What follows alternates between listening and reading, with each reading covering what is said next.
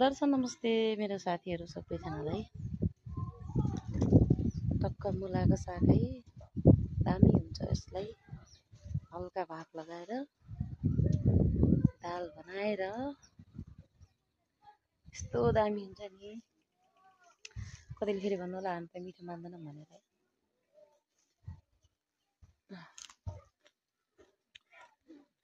Organic खाना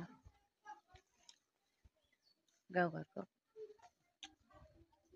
कस्तो मिठो हुन्छ। हाम्रो छिमेकी है,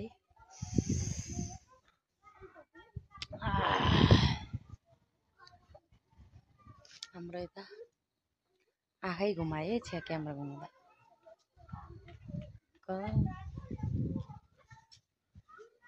बुटोल नेपालगञ्जतिर जस्तो गल्ली छ क्या हाम्रो घरै घर है। टक्क यस्तो छ।